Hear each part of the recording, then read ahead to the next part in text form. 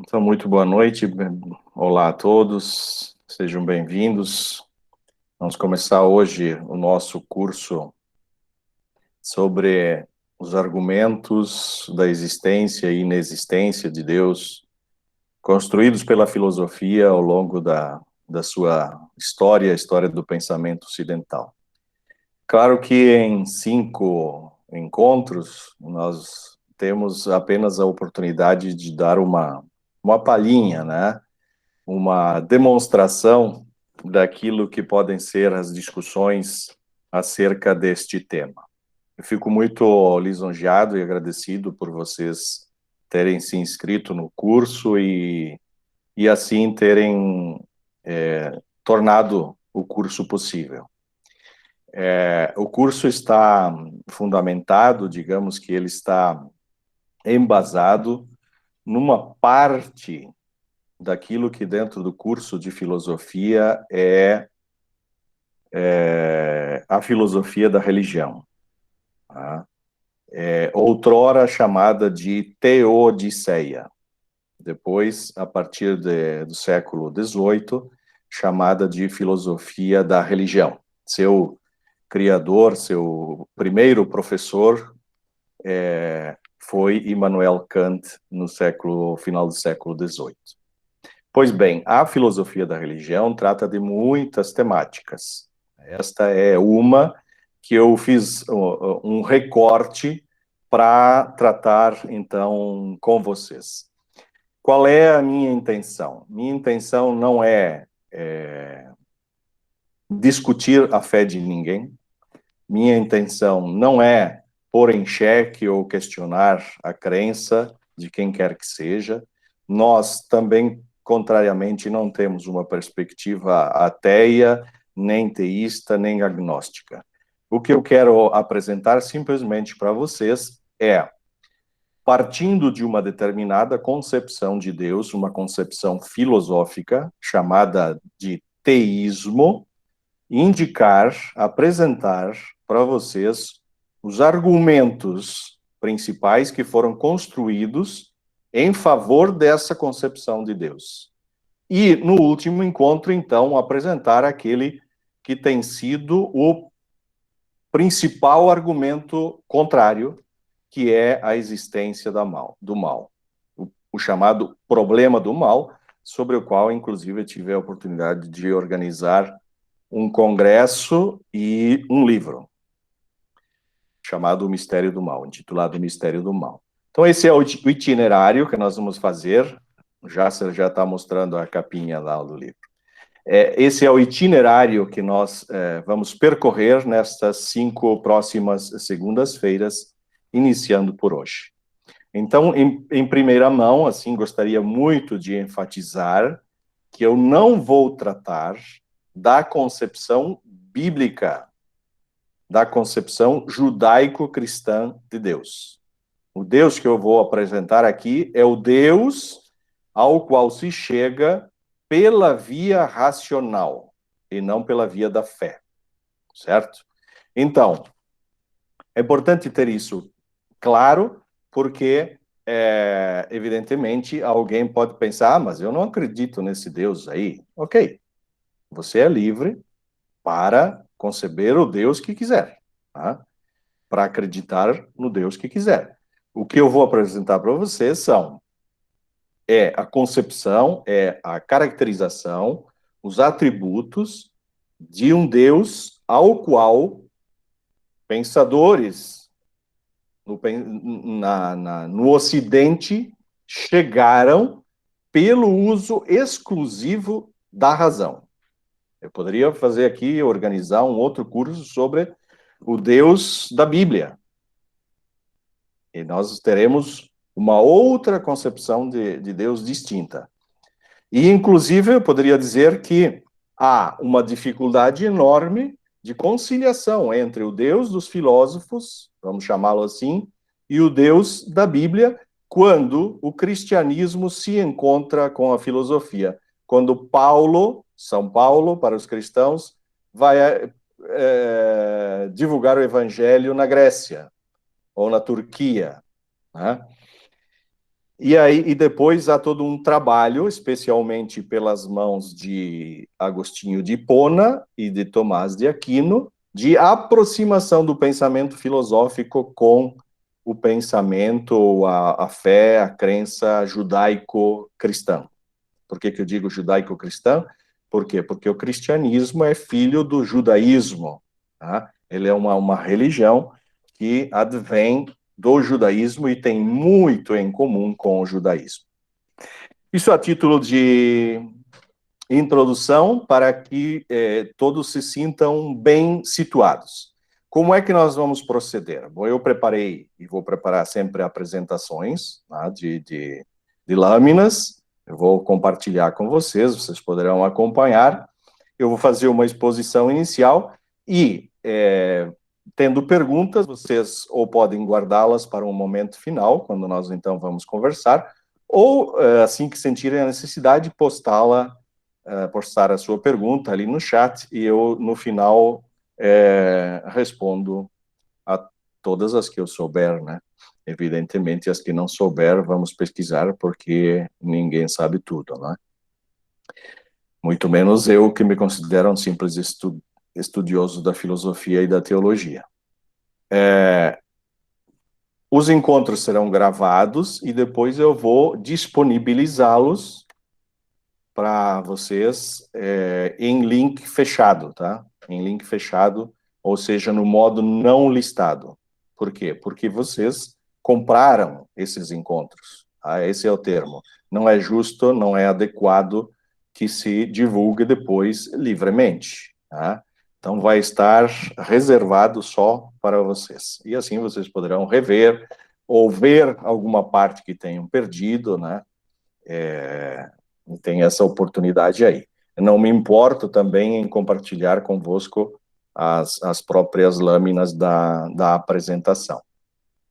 Durante o encontro, então, eu preferiria que vocês mantivessem um microfone fechado, assim como estamos agora, né, para evitar os ruídos, e vamos reservar um tempo final para o diálogo. Tá ok?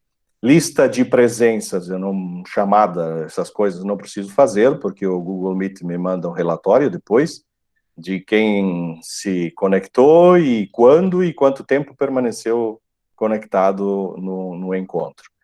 São 5 encontros, participando de 4. Depois, lá no final, emitimos um certificado que será enviado para o e-mail que vocês usaram no cadastramento, né, no curso. O link dos nossos encontros será sempre o mesmo, vocês receberam hoje, né? Será sempre o mesmo, então guardem como quiserem, né? Façam o registro. Acho que de avisos para a gente se organizar são esses. Eu passo então ao tema de hoje, né? Nós temos 5 encontros. No primeiro deles, eu pretendo, então, falar da ideia teísta de Deus. O que é teísmo? Bom, o teísmo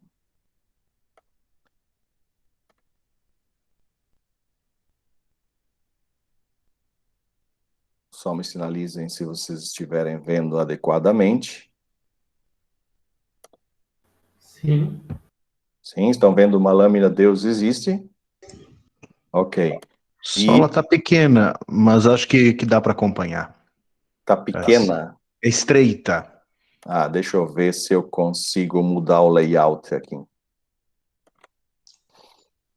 De repente, maximiza ali em cima, professor. Tenta maximizar. Agora sim. Melhorou? Não. Igual. Igual.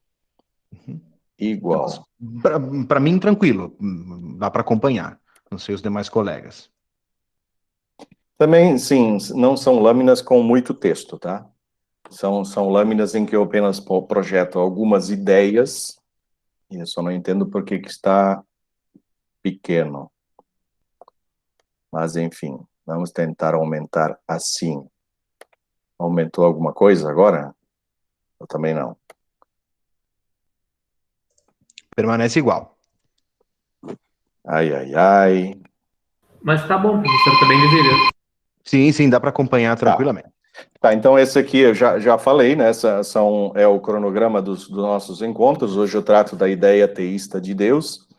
E por teísmo compreendemos aqui a ideia de Deus a que se chega através do uso da razão. Na semana que vem trataremos do chamado argumento ontológico, que é um argumento construído por Santo Anselmo de Cantuária, lá no início da era cristã. No dia 19/4, trataremos do argumento cosmológico, que é um argumento construído por Tomás de Aquino. Dia 26, o argumento do desígnio, que é talvez o mais conhecido. Ele tem uma versão contemporânea, que é chamado argumento Calan, e trata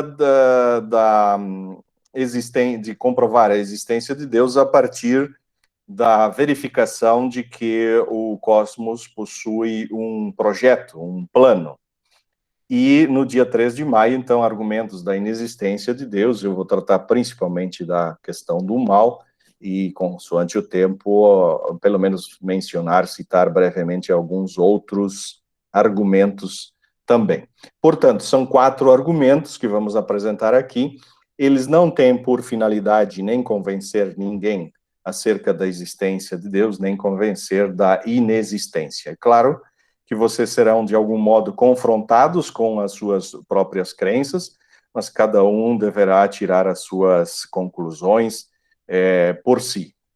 Não vou aqui fazer defesa ou crítica absolutamente. Vou apresentar o que os filósofos construíram com a força da razão. Então, hoje tratamos da questão da natureza de Deus. Quando eu falo da natureza de Deus, eu estou me referindo simplesmente a aquilo que nós caracterizamos como sendo as características de Deus, tá? Ou os chamados atributos de Deus. Quando falamos de natureza ou dos atributos de Deus, nós sempre nos referiremos per speculum et in enigmate. Significa, nós sempre nos referiremos, falando de Deus, ou através do reflexo, como seja, do espelho, ou através de enigmas, de paradoxos. Por quê? Seja porque a nossa capacidade de apreender qual seja a natureza de Deus é finita, tá? Nossa natureza, nossa inteligência é finita, é limitada, é condicionada pela matéria, é condicionada pela história, é condicionada pela cultura. Seja porque Deus, de algum modo, supera todo e qualquer nosso conceito ou nossas palavras.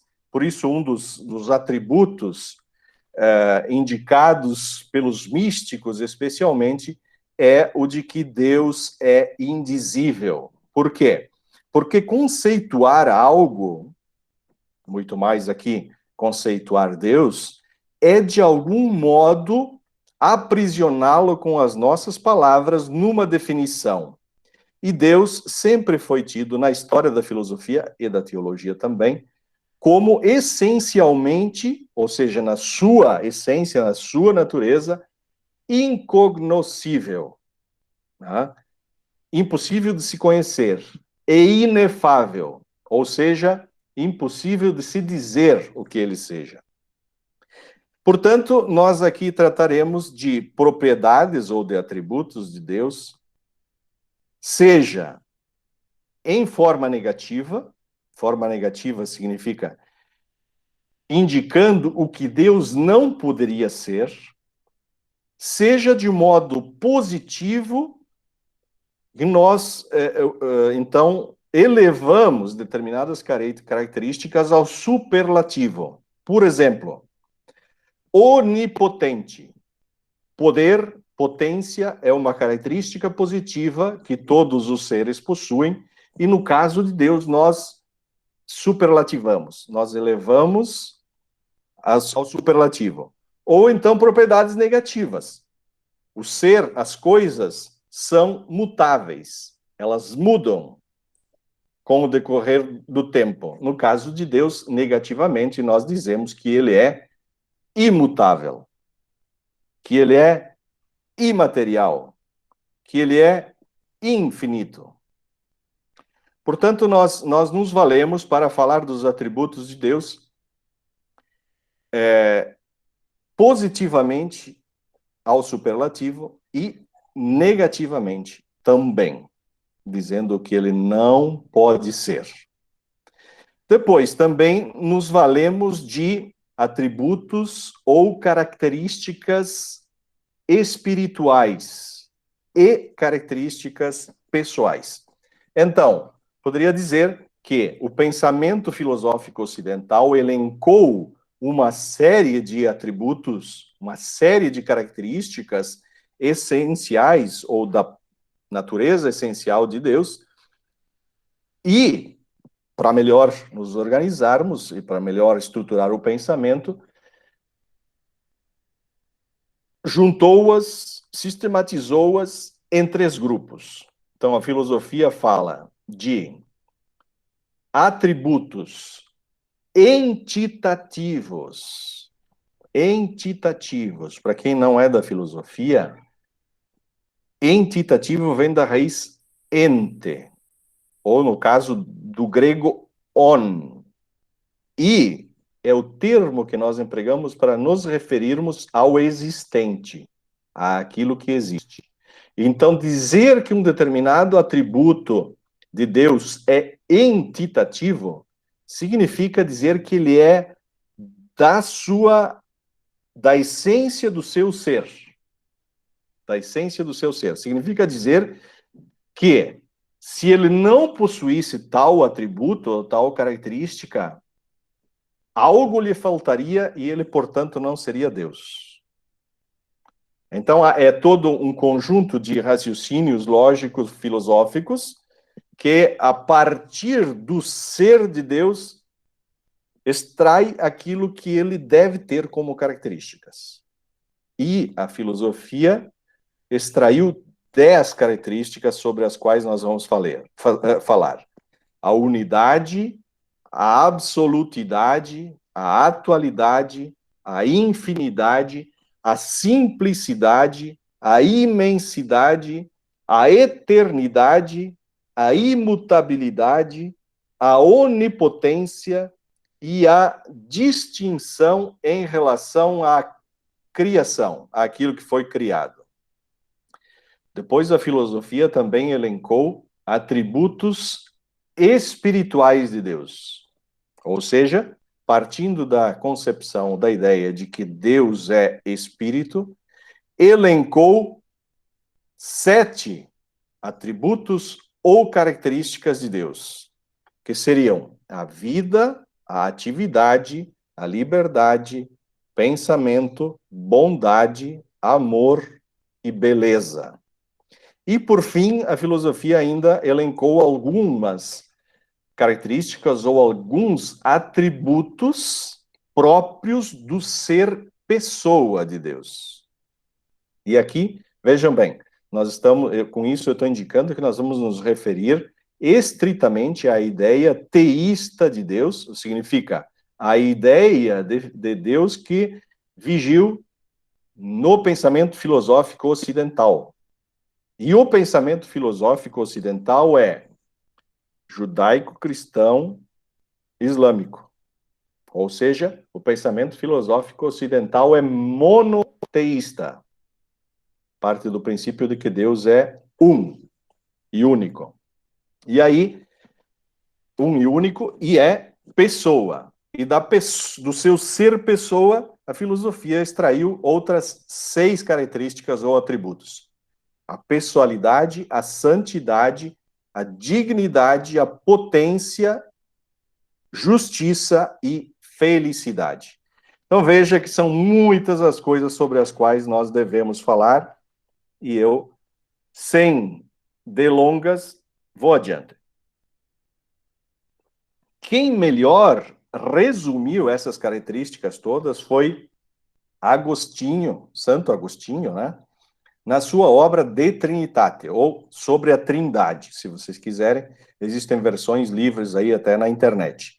Ele elenca estes atributos que vocês veem em tela. Eternidade, imortalidade, incorruptibilidade, imutabilidade, sabedoria, vida, poder, beleza, felicidade, justiça, bondade e espírito.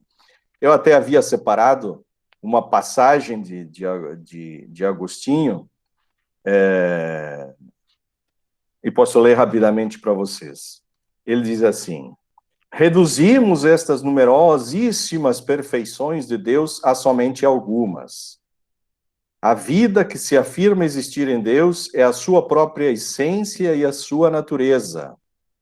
De modo que Deus não vive de outra vida senão aquela que ele é por si mesmo. Esta vida não é do mesmo nível daquela da árvore, que é privada de inteligência e de sensibilidade, nem aquela dos animais. De fato, a vida animal é dotada de sensibilidade que se diversifica em 5 sentidos e compreende tudo. Mas Deus sente espiritualmente e não corporeamente, porque Deus é espírito. E assim segue Agostinho falando das diferentes características ou atributos de Deus. Eu prefiro ir adiante e então tratar já de cada uma das características ou atributos. Começamos pelos chamados atributos entitativos, que, como eu disse, são aqueles próprios do ser de Deus, sem os quais ele deixaria de ser Deus. Então, falamos da unidade, que pode significar duas coisas. Pode significar indivisibilidade, Deus é indivisível, mas também unicidade, Deus é único.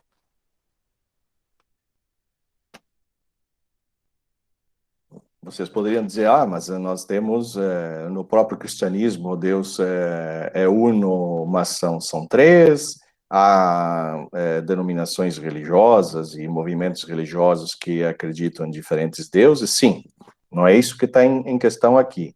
Isso é próprio do âmbito da religião. Nós estamos tratando, repito novamente, em termos filosóficos, tá? Filosóficos. Pois bem, Deus é um em ambos esses sentidos, né? Indivisível e único. Deus é uno, porque é ente, é ser no máximo grau. No máximo grau.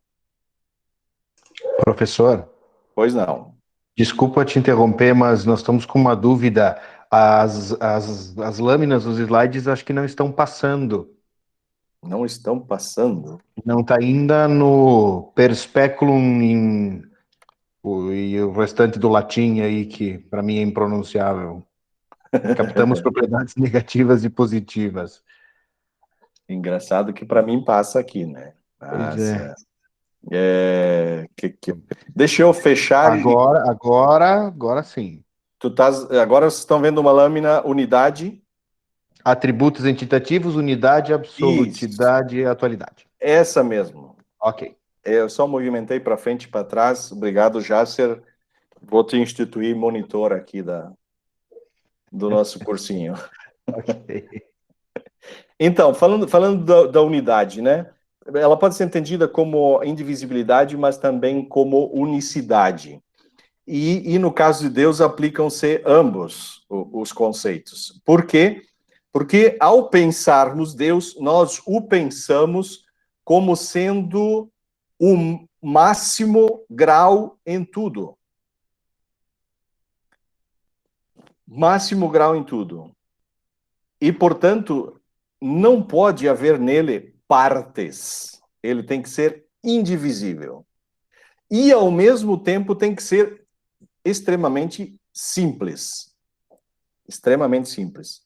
Mas também se pode dizer que Deus é único, porque possui todas as perfeições. Então, se houver diversos deuses, outros deuses, eles devem ser em tudo perfeitos. Mas isso é impossível. Porque se em cada um deles não falta perfeição alguma, nem possuem imperfeição alguma, então não haverá nada capaz de distingui-los entre si. E, portanto, é impossível que hajam diversos deuses. Tem de haver um só. Isso é o que diz Tomás de Aquino numa obra dele intitulada Suma contra os Gentios. Entenderam qual é o argumento?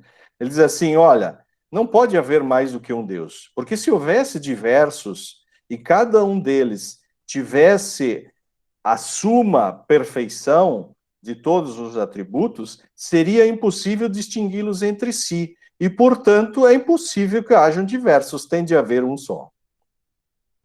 Certo? Esse é o primeiro atributo, unidade. O segundo é absolutidade. Eu sei que esse termo nos nossos dicionários talvez a gente não encontre, mas entenda-se por absolutidade que Deus é simplesmente absoluto. Não tem vínculo nenhum. É completamente desvinculado de qualquer gênero de condicionamento. Dizer que Deus é absoluto significa dizer, portanto, que Deus não sofre condicionamento algum. Se sofresse condicionamentos, já não seria Deus. Certo? Então, abrindo parênteses, ao Deus dos filósofos, não é possível fazer promessas, porque nenhuma promessa o forçaria a fazer qualquer coisa, já que ele é absoluto. Ao Deus da Bíblia, sim. Ao Deus dos judeus, sim. Dos cristãos, dos muçulmanos e a tantos outros, né? Das religiões afro-brasileiras. É possível fazer ofertas, fazer oferendas, fazer promessas, mas o Deus dos filósofos não está sujeito a condicionamento algum, porque ele é sumo em tudo. E sendo sumo em tudo, tem que ser também necessariamente absoluto. E para expressar isso, eu usei aí uma outra expressão latina, né, que é causa sui, ou seja, causa de si mesmo. Nós vamos falar mais adiante algo mais sobre esta característica, sobre esse atributo. E o terceiro atributo entitativo é o de que Deus é atualidade, é luz que leva à luz todas as coisas. Dizer que Deus é atualidade significa dizer que nele tudo está presente. Tudo está presente, tudo está claro, tudo é evidente.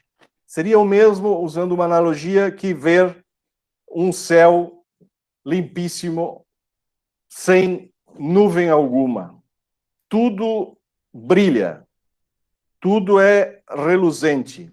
Em Deus não há nenhum ângulo, nenhum canto obscuro, tenebroso ou opaco. Ele simplesmente é luz que leva a luz a tudo e torna as coisas partícipes dessa luz. Tá? Só para lembrar, por exemplo, para quem conhece um pouco a filosofia, né, nós temos gente aqui que é mestre e até doutorando em filosofia. Platão usa justamente a analogia da luz, o bem que brilha e ilumina todo ser para que seja estendido o conhecimento. Depois, Agostinho, então, justamente vai aproximar essa ideia platônica do bem que brilha, que reluz, que ilumina, aproximando-a da ideia da concepção cristã de Deus. Vamos ver se passa a lâmina. Passou. Estão vendo o ícone da Trindade, de Rublev? Sim. Ótimo, obrigado, Jéssica. Aqui é um quadro famoso, né? Os ícones ortodoxos, que são representações da Trindade, nesse caso aqui, do Pai, do Filho, do Espírito, que tem tudo em comum, exceto aquilo que lhes é próprio. Não é o caso aqui de nós aprofundarmos a concepção da Trindade, eu queria só fazer uma menção aqui com a figura, a ideia ou ao atributo de unidade, e estimular-vos a procurar depois na internet explicações deste ícone da Trindade. Acho que vale a pena aprofundar nisso. Na questão da atualidade, vale dizer aqui, então, com essa imagem que é parte, né, da Capela Sistina, retratando ali a criação,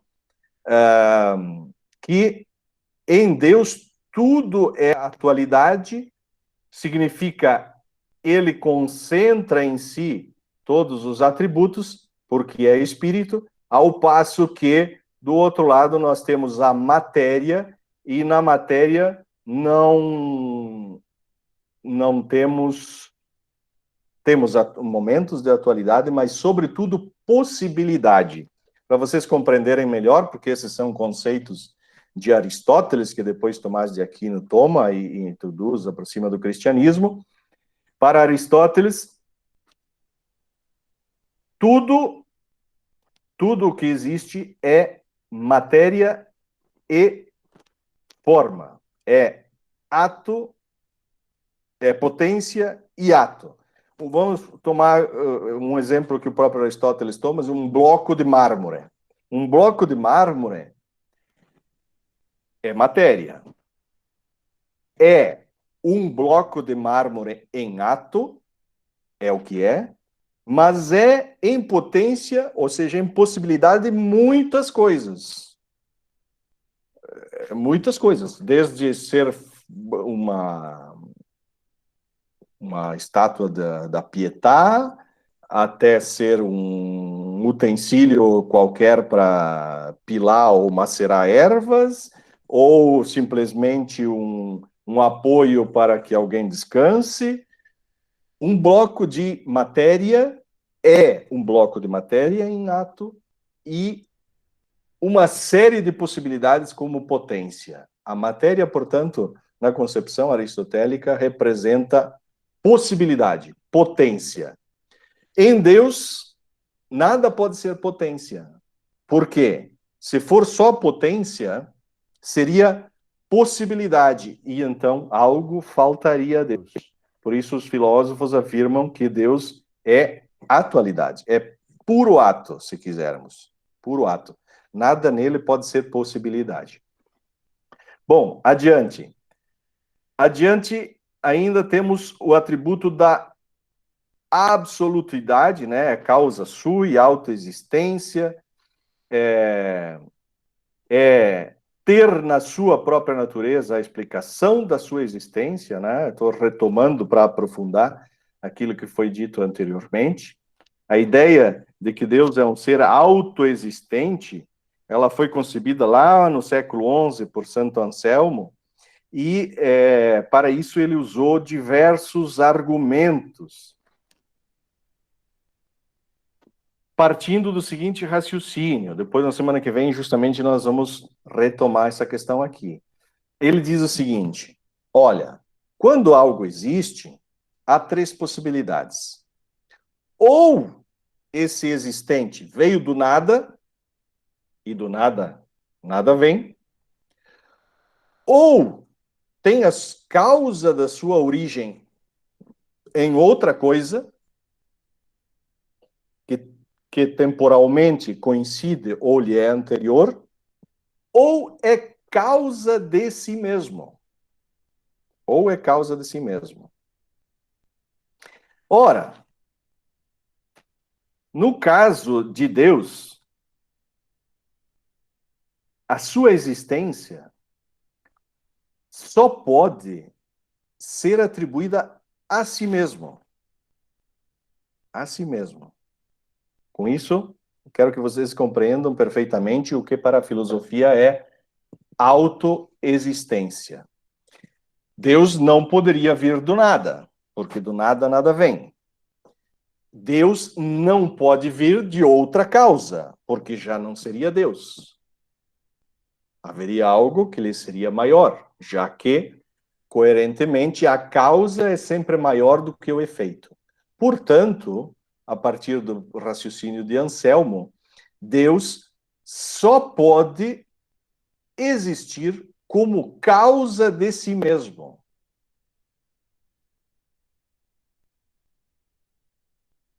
Essa é uma convicção que advém do próprio raciocínio lógico, argumentativo de Anselmo.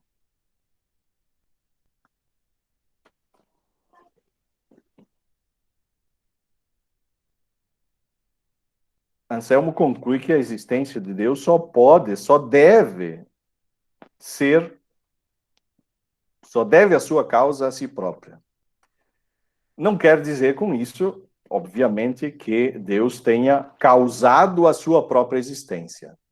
Significa simplesmente que Deus não tem causa, não pode ser causado.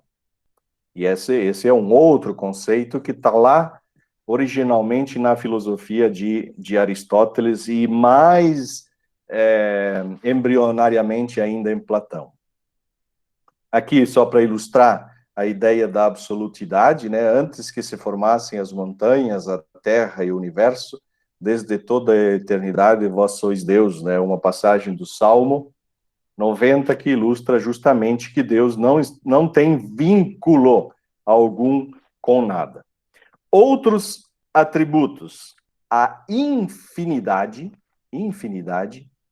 infinito, tá? É um atributo ao qual se chega por negação, né? Nós sabemos que as palavras que possuem ali i, in, como prefixo, indicam negação, né? Então, Deus não é finito, Deus é infinito. Encerra em si o oceano do ser. Indica que Deus só pode ser uma fonte inesgotável de perfeição. Uma fonte inesgotável de perfeição. Deus possui a qualidade da infinidade, porque é ser puro. E, portanto, encerra em si todo o oceano do ser, ou seja, toda a imensidão do ser, sem limite, sem fronteira, né? Sem restrições. Agora, essa infinidade de Deus não tem nada a ver com indefinido, com aquilo que não tem forma, né? De modo que Deus poderia ser qualquer coisa. Não, Deus não é infinito nesse sentido de potência. Como vimos, Deus é atualidade, né? É ato puro.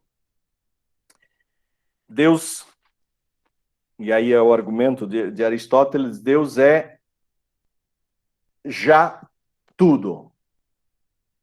Todas as formas, todos os atos, toda a perfeição, é a plenitude de tudo, porque fora de Deus só existe o nada. Depois, outro atributo entitativo é a simplicidade. Deus é substância absolutamente simples, sem composição.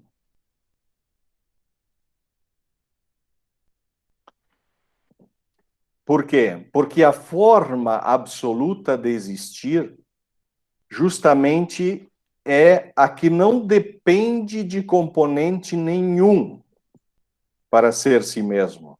Deus não pode ser composto, né? Tem de ser a mais pura das substâncias, absolutamente simples, para não depender de composição alguma. Isso também provém de Tomás de Aquino, né? Então, vocês estão percebendo já, evidentemente, que aqui, quando tratamos dos atributos de Deus, estamos tratando eminentemente do pensamento de Aristóteles e do pensamento de Tomás de Aquino, né?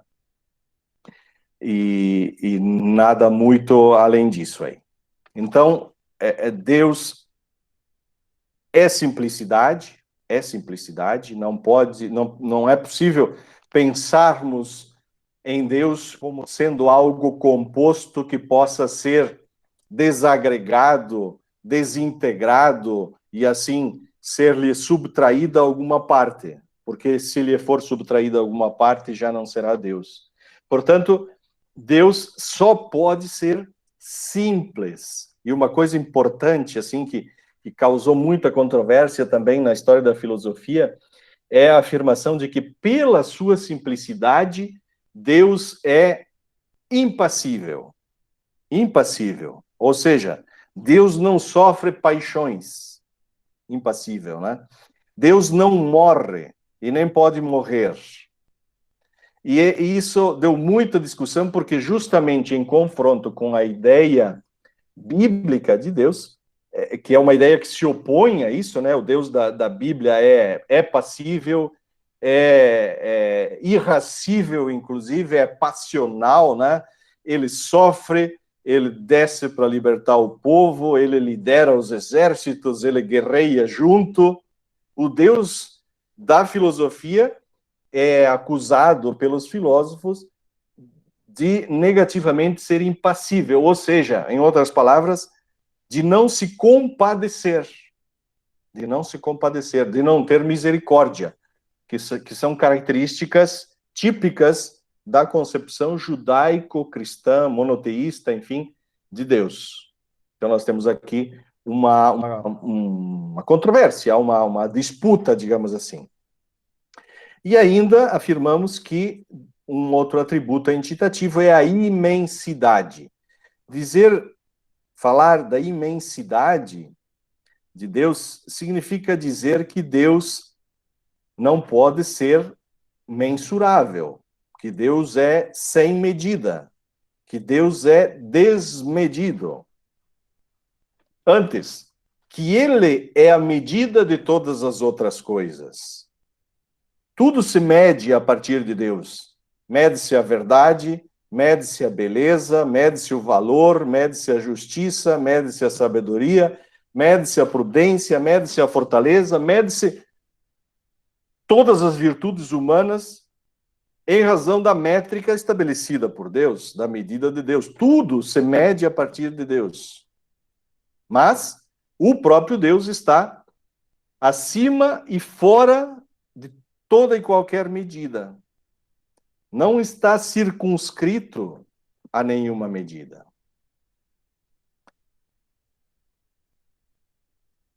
Temos aqui uma síntese do que seja a infinidade de Deus, né? É sua qualidade de ser infinito, em sua presença, em seu conhecimento, em seu poder, em sua santidade, em sua justiça, em seu amor. Não há a mais remota possibilidade de qualquer atributo de Deus chegar ao fim. Isso é o que significa ser infinito. Ainda, atributos entitativos: a eternidade, a imutabilidade e a onipotência. E eu quero me deter aqui, sobretudo, sobre a questão da eternidade e sobre a questão da onipotência. Deus, quando racionalmente pensamos nele, é pensado como alguém presente em todos os lugares, desde o cume das montanhas ao abismo dos oceanos, é o que diz os trechos bíblicos, especialmente, seja nas cidades mais barulhentas possíveis ou nos desertos mais silenciosos e desabitados, nós dizemos que Deus lá está. Nos mais profundos e escondidos pensamentos da mente humana, e eu lembro como isso na infância me causava pavor, né? Saber que Deus tudo vê. E até nas leis imutáveis das estrelas e dos planetas e do cosmos, né? Presente nos momentos de júbilo, de alegria, presente na angústia, na aflição, no sofrimento e na morte tão presente nos nossos dias. Dizer que Deus é eterno significa dizer que a presença de Deus abraça todos os tempos e podemos acrescentar todos os lugares. Dizer que Deus é eterno significa dizer que, opostamente a nós, que temos uma presença, uma existência que se estende num determinado segmento, num determinado lapso de tempo, mais ou menos curto ou até irrisório e insignificante diante da história do cosmos, significa dizer que Deus se encontra fora e acima do tempo. Fora e acima do tempo. Vejam, há duas possibilidades de nós pensarmos a eternidade.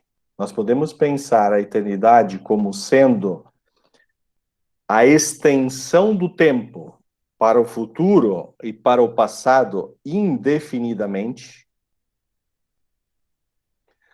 ou pensarmos a eternidade como fora do tempo, como sendo um instante perene, um instante contínuo. Eu não estou dizendo aqui que nós não devamos entender a eternidade de Deus como sendo uma existência que se estende ao longo de todo o tempo. Mas se partirmos do conceito da física, segundo a qual o tempo é movimento, temos um problema, porque então deveríamos conceber a existência de Deus anterior a esse próprio movimento. Mas, simplesmente, a filosofia, os filósofos, os teólogos tradicionais, como Tomás de Aquino, entenderam a eternidade de Deus como sendo uma simultaneidade, ou seja, um instante perene que concentra todo o tempo. Por que foi pensado assim? Porque resolve um outro problema filosófico em relação a Deus, que é a questão da onisciência e da presciência de Deus. Por onisciência, entenda-se, Deus sabe tudo. Por presciência, entenda-se, Deus sabe antes de acontecer. Se nós entendermos a eternidade de Deus como sendo uma presença que se estende no passado e no futuro, nós vamos ter o problema de que Deus sabia, por exemplo, que viríamos a ter um Hitler, sabia, e não fez nada para mudar. Entendendo a eternidade de Deus como uma simultaneidade, nós vamos permanecer com aquele problema. Mas nós não vamos ter o problema de explicar por que é que Deus não intervém, sabendo que vamos ter um Hitler. Porque a história para Deus se desenrola, se desenvolve toda num instante. E então a sua ciência é total. E sendo a ciência total, ele tem o conhecimento do fim da história também, que falta a nós.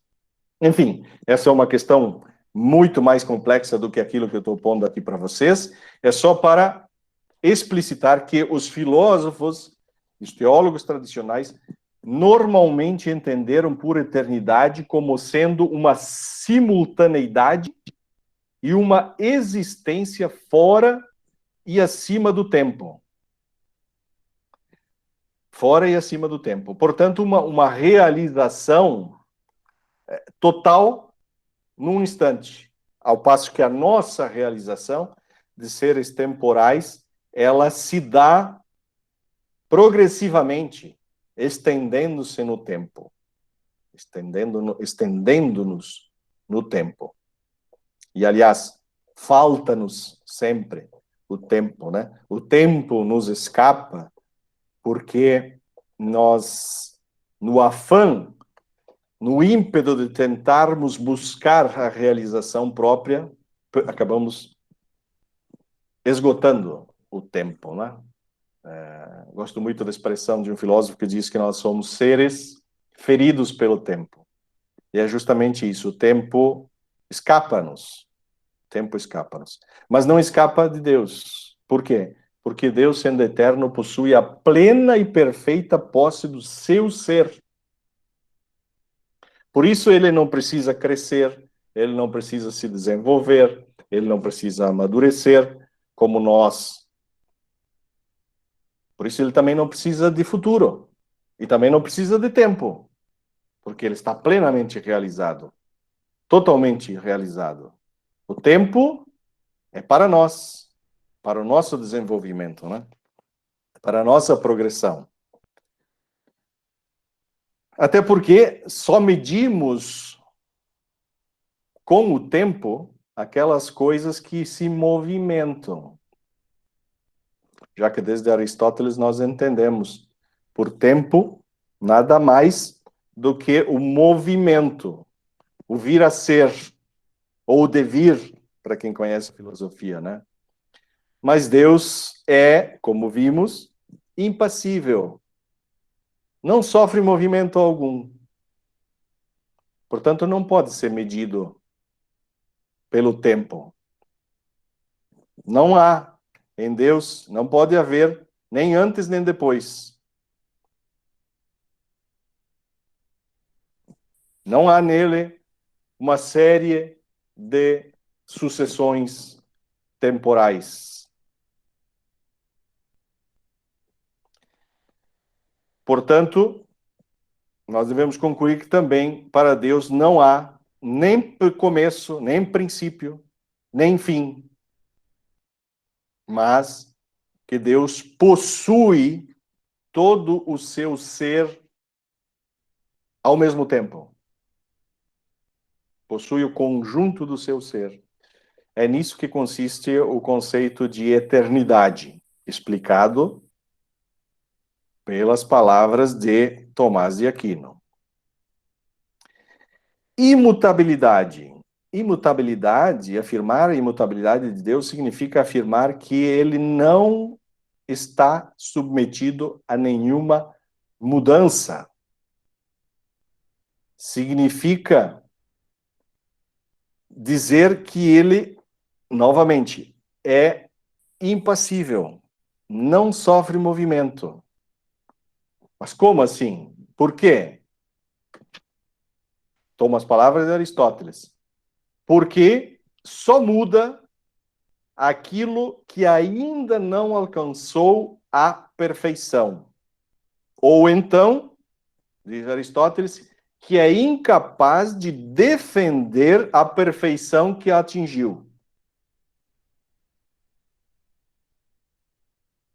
E Deus não pode, em Deus não pode lhe faltar perfeição, porque senão não seria Deus.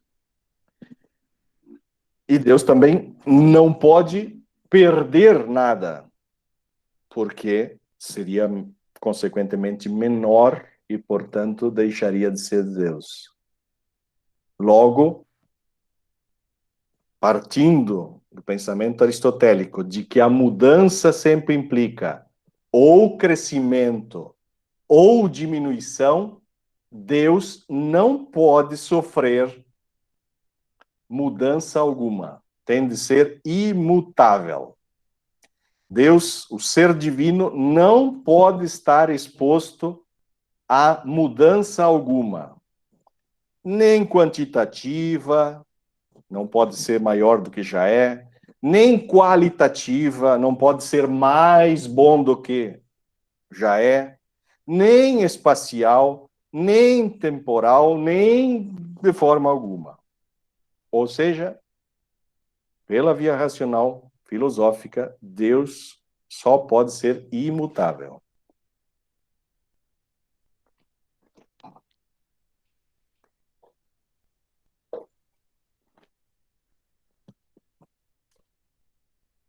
E por onipotência, entendamos Deus, que Deus pode tudo o que é possível. Tudo o que é possível. Eu vou saltar aqui algumas lâminas para a gente ter tempo para tudo. Então, por onipotência, entendamos a capacidade de fazer tudo. Muito comumente ouvimos dizer, né? Deus é todo-poderoso, é onipotente. Mas o que de fato significa isso? Bom, partindo de Tomás de Aquino novamente. Para Tomás, e antropologicamente também nós entendemos assim, que o poder mais profundo, o poder mais sólido de alguém não é o poder exterior, não é a força, não é a autoridade da riqueza, porque nem o poder político, né? Especialmente, porque poder exterior é sempre algo incerto. Pode-se ter hoje e não ter mais amanhã. Pode-se não ter hoje e passar a ter amanhã. O poder mais profundo, mais sólido é o poder interior, porque é aquele que está enraizado no próprio ser. E então, quanto mais uma pessoa é espiritualmente elevada, tanto maior será o seu poder. Por quê? Porque a raiz última do poder é o ser. É o ser, é aquilo que está na origem de todos os atos, que está na origem das ações, ou está na origem da perfeição, está na origem do valor. E, portanto, torna-se evidente, óbvio, que Deus, que é o máximo no ser, é máximo também no poder. Nele há justamente perfeita identidade entre vida e ser, entre verdade e ser, entre beleza e ser.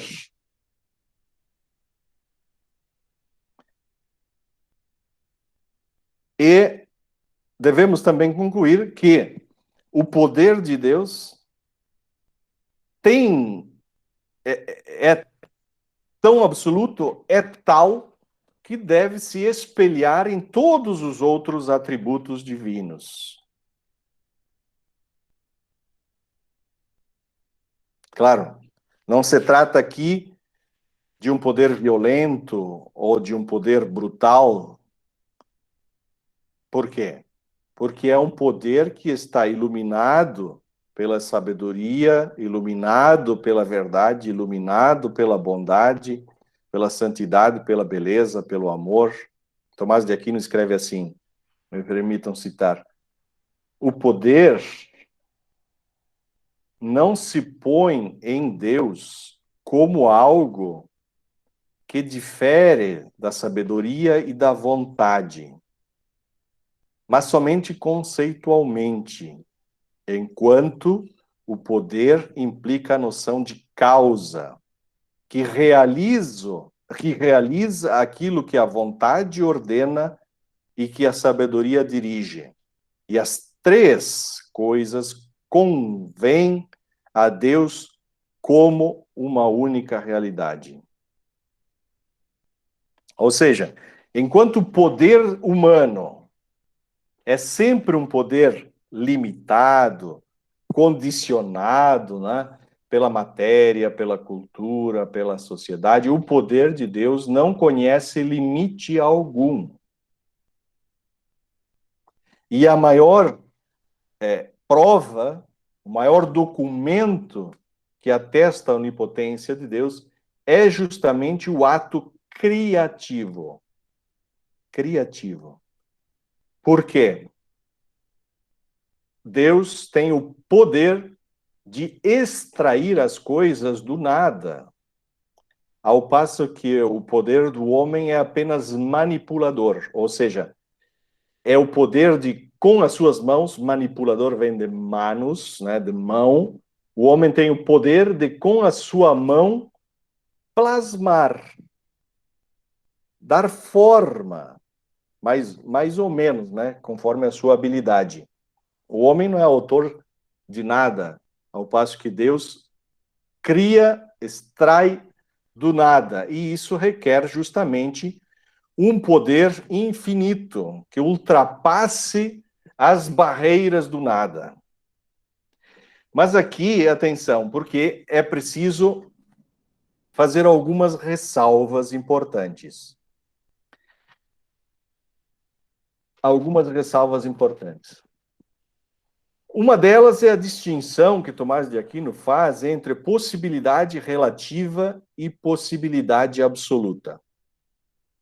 A possibilidade relativa se refere a aquilo que um ser ou mais de um podem fazer. Por exemplo, voar. Voar é uma possibilidade relativa a todos os seres que têm asas, né? E até aqueles que não têm, como nós. Mas há uma possibilidade que é absoluta. A possibilidade absoluta refere-se àquilo que se pode fazer e que não implique numa contradição nos termos. E eu já me explico. Vejam bem. Você pode derrotar um mestre de xadrez? Relativamente, é uma possibilidade.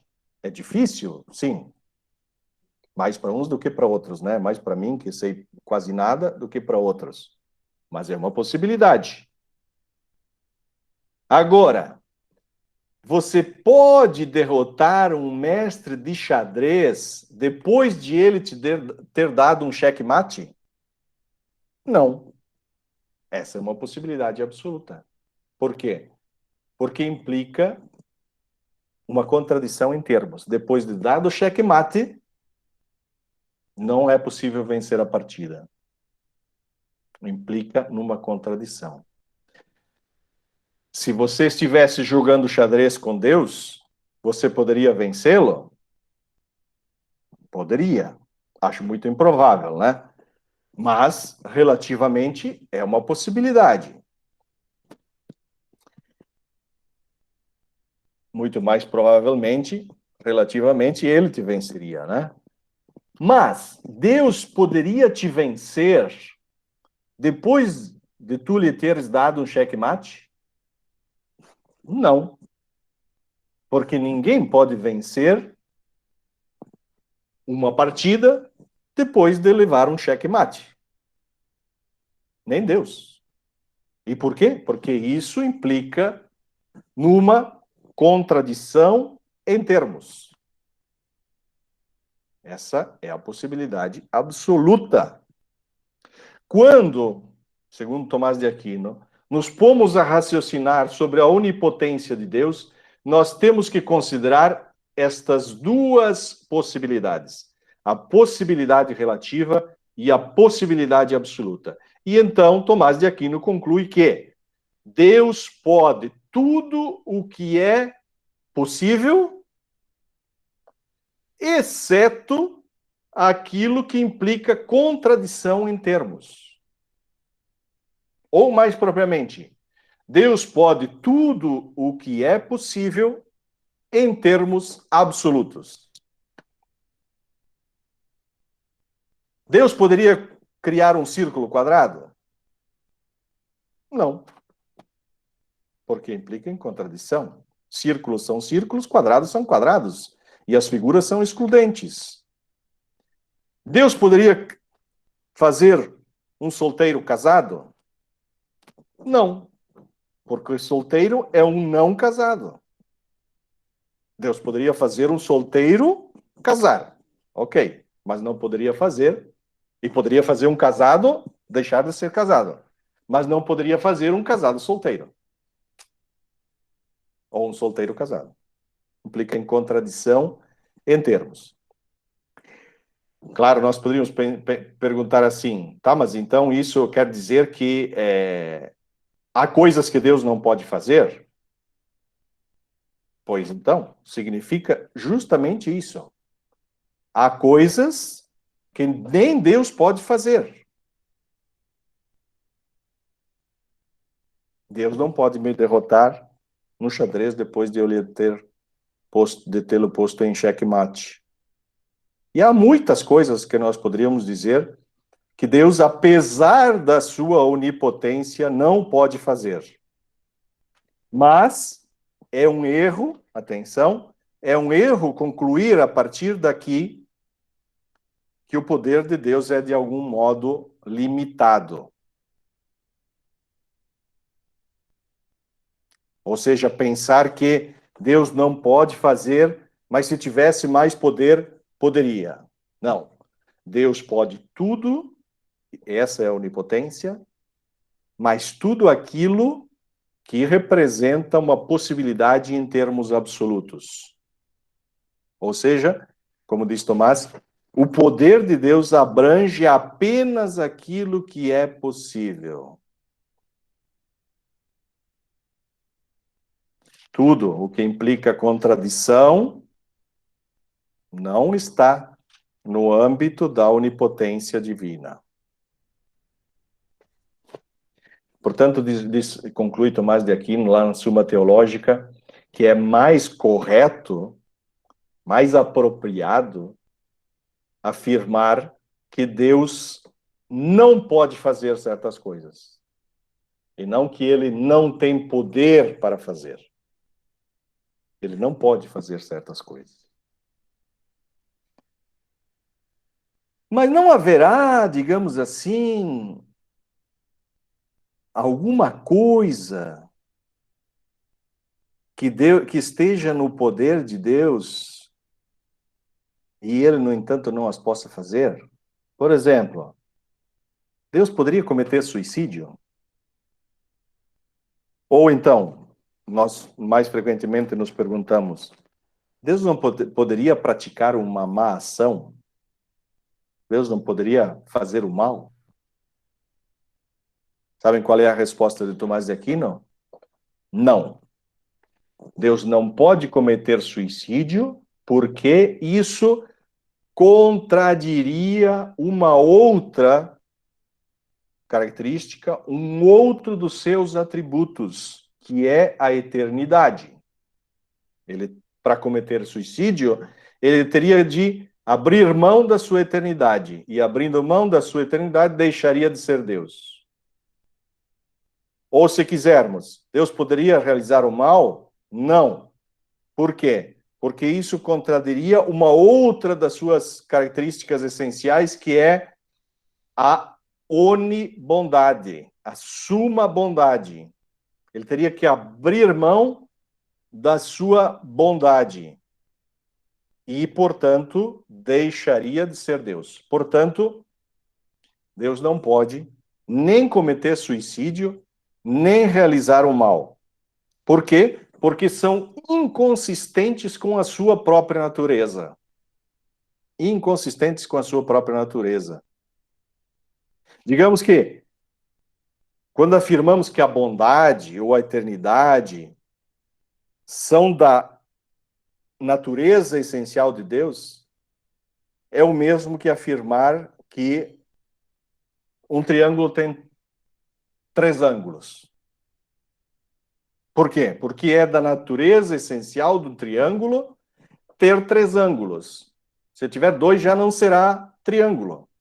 E assim é pensado o conceito de Deus filosoficamente. Se ele deixar de ser sumamente bom, ou o suprassumo, se quisermos, da bondade, se lhe faltar algo de bondade, já não será Deus. Se lhe faltar algo de eternidade, ou seja, se ele tiver uma existência finita no tempo, ele já não será Deus. Porque são atributos entitativos. Significa, são atributos inerentes ao seu ser Deus. Então, para fechar essa questão, eu diria assim, com Tomás de Aquino, né? A onipotência de Deus seria como pensarmos que Deus pode fazer tudo o que é uma possibilidade absoluta, ou seja, que não implique contradição em termos, e que não seja inconsistente com qualquer dos seus atributos fundamentais. É assim que, filosoficamente, os pensadores ocidentais pensaram a questão da onipotência divina. Deus pode fazer tudo o que é possível em termos absolutos e que não seja inconsistente com qualquer um dos seus atributos fundamentais. E aqui uma brincadeirinha, né? Só para a gente descontrair. Por que isso aconteceu? Por que? É a pergunta frequente diante do mal, né? E Deus diz, não sei. Não dava para o Senhor ter impedido? Não. Se não posso contar com o poder da sua mão, o que é que eu posso contar? Com o ombro. Com o ombro. Pois bem, são 21h15 e eu falei dos atributos entitativos. Nós temos aqui ainda os atributos espirituais e os atributos pessoais. Eu abro aqui o chat, vejo que não há nenhuma pergunta. Também não vejo ninguém inscrito para fazer perguntas, eu sigo com a minha exposição, portanto. Ok? Em relação a atributos entitativos, ainda temos o ser distinto e independente do mundo. Do mundo. Segundo a concepção judaico-cristã e islâmica, né, a concepção monoteísta, Deus e o mundo são inteiramente distintos. Poderia-se, digamos assim, destruir, aniquilar por completo tudo o que existe, sem que ocorresse a mínima mudança na realidade de Deus. Claro que há coisas que se assemelham mais a Deus, como seres humanos, que são seres vivos, são seres racionais, né? E outras que se assemelham menos, como as pedras, as árvores, né? Mas ser como Deus, ser semelhante a Deus e ser Deus são coisas bastante diferentes, né? O mundo não é o divino, e a noção de que Deus é distinto do mundo visa, sobretudo, salientar a diferença entre a realidade de Deus e a realidade do mundo, né? Significa, em outras palavras, dizer que Deus não está sujeito às leis do espaço, do tempo, as leis do espaço, né? Por exemplo, nenhum objeto pode existir ao mesmo tempo em 2 lugares diferentes. Claro que uma parte de um objeto pode existir num lugar e outra parte num outro lugar. Mas não pode existir o objeto ao mesmo tempo em 2 lugares. Ao passo que de Deus, nós dizemos que ele está em toda parte. Não significa que uma parte de Deus está aqui comigo, outra parte está com o Jácer, outra parte com o Saul, outra parte com a Kalina. Não. Dizer que Deus está em ovunque, como diziam os latinos, né? Em toda parte significa todo Deus está em todos os lugares. Em todos os lugares. Portanto, para isso ele tem que suplantar, ele tem que extrapolar, transcender as leis do espaço, né? E o mesmo acontece em relação às questões do tempo. Do tempo. Ele tem de extrapolar as leis do tempo, né?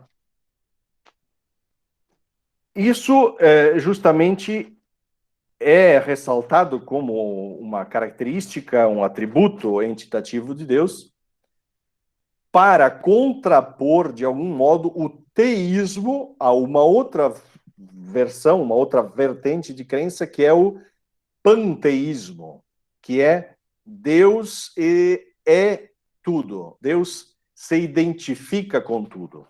Para o pensamento filosófico ocidental, o teológico tradicional também, Deus é distinto. Ele pode estar em tudo, mas é distinto e independente de tudo. Independente do mundo. Ele não está submetido às leis de espaço e tempo.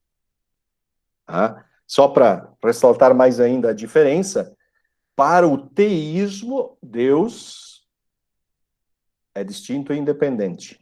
E isso, em termos religiosos, se traduziu na forma de crença de um Francisco de Assis, por exemplo, que é uma forma chamada panenteísmo. Panenteísmo.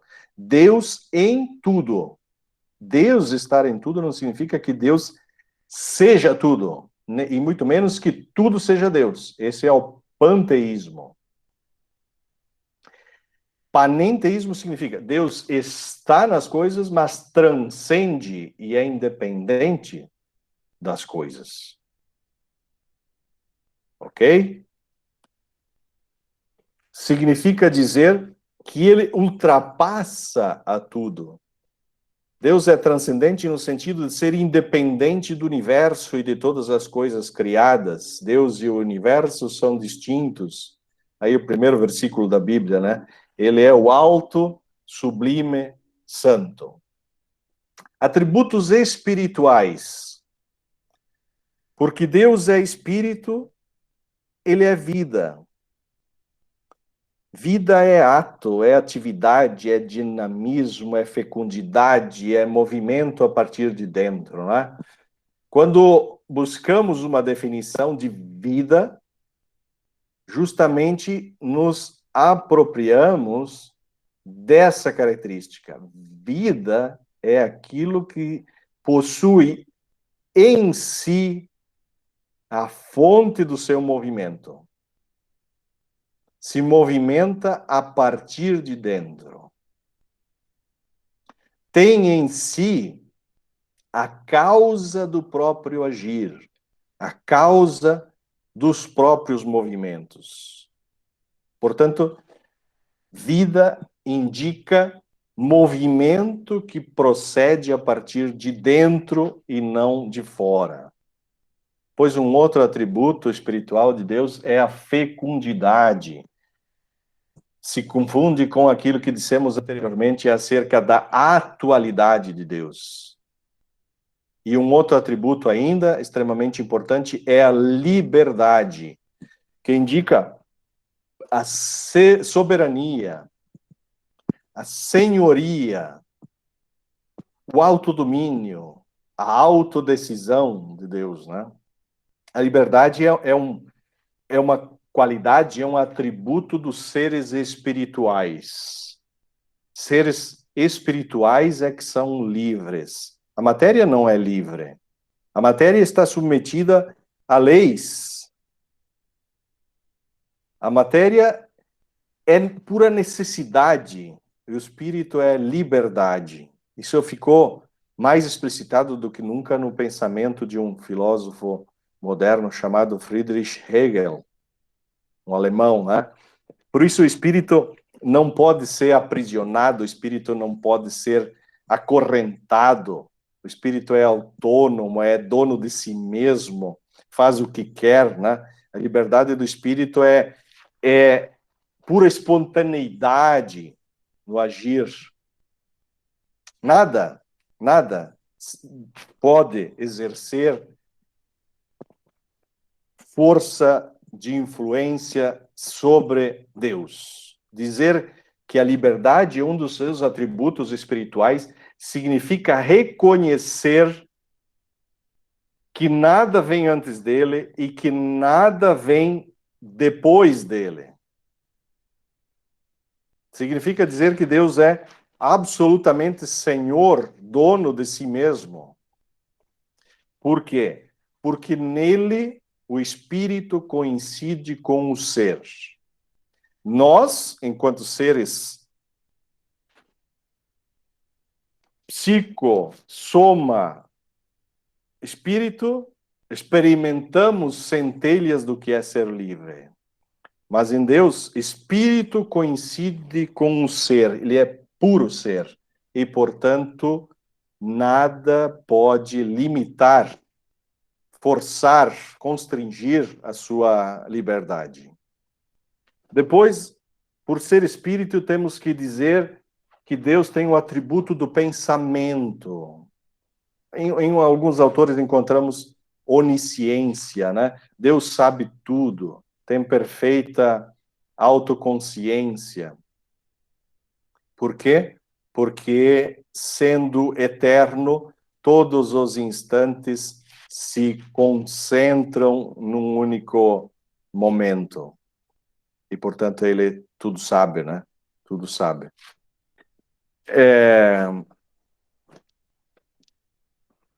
Ainda, atributo espiritual, a bondade. Deus é sumamente bom. Sumamente bom. Significa que ele não pode ser capaz de realizar o mal. Significa que nele não pode haver maldade alguma. Ser bom significa dizer que Deus possui a qualidade da amabilidade. Da amabilidade. Significa também dizer que Deus é sumamente amável. Ou seja, ele possui a bondade ativa e a bondade passiva. É sumamente amante e amável. Ama de maneira suma, mas também pode ser amado, é amável.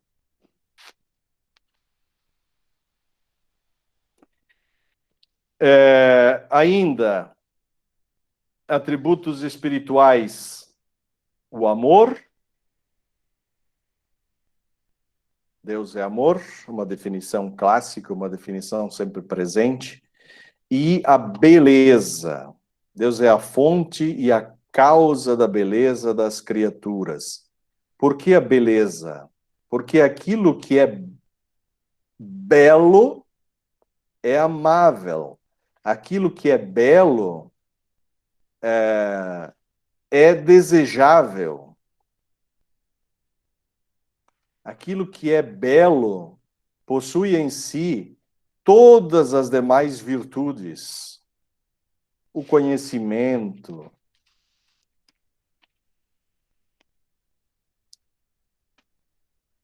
Deus é belo em si mesmo, e não num detalhe ou num aspecto. Isso é que também sempre Tomás de Aquino, né?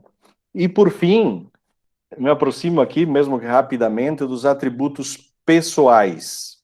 Quando falamos que Deus é uma pessoa, estamos dizendo que ele é um ser puramente espiritual, um ser pessoal, perfeitamente bom, onipotente, onisciente, que criou o mundo, mas que não faz parte dele. Deus é pessoa significa dizer que ele é um ser inteligente, um ser livre, um ser que se comunica, que se dedica, um ser livre, um ser de pensamento, um ser santo. Santo. Santidade é característica, é atributo pessoal de Deus, indicando pureza, inviolabilidade, pertença ao sagrado, incompatibilidade com o pecado. Dizer que Deus é pessoa significa reconhecer-lhe dignidade, significa reconhecer que ele é o valor absoluto em todas as ordens, na ordem axiológica ou dos valores, na ordem ontológica ou do ser, na ordem gnosiológica ou do conhecimento, na ordem ética, na ordem teleológica. Desculpem-me correr sobre esses termos todos, só indicando os últimos dois atributos pessoais: a justiça, Deus é sumamente justo, e a felicidade, Deus é sumamente bendito, beato, bem-aventurado, feliz, porque nele coincide justamente todas as características que nós aqui elencamos. Para concluir, essa é a ideia teísta de Deus. Eu procurei caracterizar todos os atributos que os filósofos clássicos aí foram elencando de Deus. Ser teísta é acreditar em um Deus com essas características elencadas, não significa todas, mas significa admitir que, de algum modo, o Deus no qual eu acredito tem algumas destas características ou desses atributos. Ser ateísta é acreditar que esse Deus descrito não existe, ateísta ou ateu, né? E ser agnóstico é não acreditar na existência nem na inexistência desse Deus aí. É simplesmente, ser agnóstico é simplesmente dizer, olha, eu não tenho condições de chegar a uma conclusão acerca da existência de Deus. Nem que ele existe, nem que ele não existe. Tá ok? Muito obrigado. 21h30, eu interrompo aqui a apresentação e, embora já tenhamos aqui esgotado o tempo, se alguém possuir alguma pergunta, a gente pode ir conversando. Tem já aqui o Pietro Zanatta, diz: professor, como a filosofia pensa a onipotência de Deus em relação ao nascimento e à morte? Em relação ao nascimento e à morte, nossa, né, penso eu, porque do próprio Deus não é possível falar, nem em nascimento, nem em morte, né? Não sei propriamente, Pietro, o que tu queres saber aqui, se Deus tem o poder de fazer nascer, se Deus tem o poder de fazer morrer. Isso, professor, é a Helen, a mãe do Pietro Zanatta. Ah, desculpa. Desculpa, Helen. Tudo bem. Aulas online, ficou o nome dele aqui. Ah, ok. Isso, eu queria saber se a filosofia entende que Deus tem esse poder de não deixar morrer ou de fazer nascer? Ou isso é também dessa ordem do absoluto e não é possível mexer nisso? Quem tem que nascer, tem que nascer, quem vai morrer, vai morrer. Essa é a pergunta recorrente de consultório. Ah, é? Tá, muito obrigado pela pergunta, Helen. É um prazer ter você aqui no grupo. Igualmente. Assim, nós teríamos que aprofundar aqui a questão da liberdade, né? Da liberdade. Porque, assim, veja, uma das questões, um dos atributos que eu elenquei aí é o de que Deus é independente e distinto da criação. Então, digamos que Deus é como não, é o ser que cria, e vejam que aqui eu estou forçando um pouco, porque para a filosofia não existe a noção de criação. A noção de criação é própria das religiões monoteístas, tá? Do judaísmo, do cristianismo e do islamismo, que possuem um Deus criador. A filosofia simplesmente tem um Deus, e nós veremos aqui mais adiante, na semana que vem, na outra, o argumento teleológico, por exemplo, põe que Deus é o motor que dá o impulso, mas não diz que Deus criou, E, sobretudo, para responder a essa sua pergunta, nós temos que considerar a questão da liberdade, né? Da liberdade da criação. Por quê? Esse conceito de Deus que eu explicitei aqui, filosófico, é um conceito de um Deus impassível, que é como alguém que criou, mas depois se ausentou. Saiu da criação. É distinto e independente. E a criação segue o seu curso, o seu rumo. Então é como se disséssemos assim, ó, Deus não se mete nessas questões de nascimento e de morte. O que tem que nascer, vai nascer, o que tem que morrer, vai morrer. Pode haver aqui, já que é uma pergunta de consultório, implicações também relacionadas à questão da presença do mal, né? Uma morte de uma vida que é truncada, por exemplo. Né? Que é truncada. Bom, entra na ordem justamente dos argumentos utilizados contra a existência de Deus. Ah, se Deus existe, de fato, por que não intervém? Por que permite que essas coisas aconteçam? Ah, geralmente, os questionamentos existenciais, eles brotam assim, né? Dessa forma. Não é fácil responder a isso, tá? Não é fácil. Existem respostas diferentes e possíveis. No último encontro eu vou abordar isso. Uma delas é simplesmente atribuir a responsabilidade à existência dos seres que são finitos, que são limitados e que, portanto, têm malícia e a própria liberdade inerente à criação. Tá? Digamos que um dos atributos aí de Deus atributos pessoais é o amor. O amor, ele não pode criar marionetes.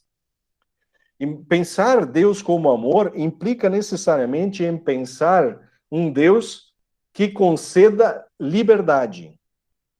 Liberdade. Por quê? Porque a liberdade, ela está diretamente implicada no amor. Não ama quem aprisiona. Não ama quem determina absolutamente. Quem ama tem que permitir a liberdade. Mesmo, vejam só, mesmo que essa liberdade implique no voltar-se contra quem criou. Um pai e uma mãe, para usar a analogia, nós que somos pais e mães limitados, né? Nós permitimos liberdade aos filhos até quando eles se voltam contra nós. Mas nós não os deixamos de amar por isso. Eu acho que uma resposta tem que ser dada nessa ordem, né? Relacionando esses atributos de Deus. O amor, a independência em relação à criação, que implica a atribuição de liberdade à criação. Enfim, Kaline diz, exato, precisamos pensar em um Deus que nos conceda liberdade. Eu acho que nisso está, claro, aí já nós estamos derivando um pouco mais para o âmbito da teologia, né? Para a ideia de um Deus que, por ser sumamente bom, tem que permitir a liberdade aos seres. Aos seres. Senão, se ele obrigasse, já não seria assim tão sumamente bom, né? Seria limitado. Desculpe se não respondi suficientemente à altura daquilo que você esperava. Eu queria dar uma palavrinha também aqui a outras perguntas que apareceram, né? O Guilherme pergunta, professor, pode-se dizer que o conatus seria um movimento de Deus e então que Deus obedece suas próprias leis na crença panteísta? Sim, Guilherme, concordo. Na crença panteísta seria admitirmos que Deus, sendo idêntico ao existente, obedece às suas próprias leis. Porque para o panteísmo não há transcendência, né? Há coincidência. Guilherme, queres te manifestar? passo a palavra. Vi que levantaste a mãozinha aí. Consegue me ouvir? Sim, perfeitamente. Onde eu travei meu pensamento foi naquela dúvida. Então, Deus, sendo o universo, ele obedece suas próprias leis? Ou ele pode ir além das suas próprias leis? Na concepção, veja só, são duas coisas distintas aí. Na ideia teísta de Deus, Deus é transcendente ao universo. Tá? Ele transcende, ou seja, ele é mais do que o universo. Ele está no universo, mas ele não é só o universo, não há coincidência, como é justamente a concepção panteísta. Para o panteísmo, o universo ou o todo é Deus. Para a filosofia ocidental, dentro da ideia teísta, Deus não coincide com o universo. Por quê? Porque o universo é matéria. E a matéria é possibilidade. Possibilidade, como expliquei, né? Deus é puro espírito. Então, ele é puro ato. Não pode ser material. Ele tem que ser imaterial. Porque se ele fosse material, haveria possibilidades nele. E havendo possibilidades, sempre lhe faltaria alguma coisa por realizar. E, portanto, já não seria Deus. Mas dentro de uma linha de raciocínio panteísta, sim, é lógico pensarmos que Deus, sendo coincidente com o cosmos, obedece às suas próprias leis. Ronei, professor, boa noite. Em que medida a concepção teísta se diferencia da concepção apenas deísta? Teísmo, eu não distinguiria, tá? Eu não distinguiria. É meramente uma concepção de Deus a qual se chega pela via racional. O deísmo é a forma de crer no Deus teísta, na ideia de Deus teísta, né? Dizer assim, bom, eu sou um deísta. Eu sou um deísta significa eu creio, eu acredito na existência de um Deus de acordo com esses atributos do teísmo. Um Deus pessoal, onisciente, sumamente bom, todo-poderoso, etc. Por aí. Bom, obrigado. Resta-me dizer pela presença, pela participação de vocês.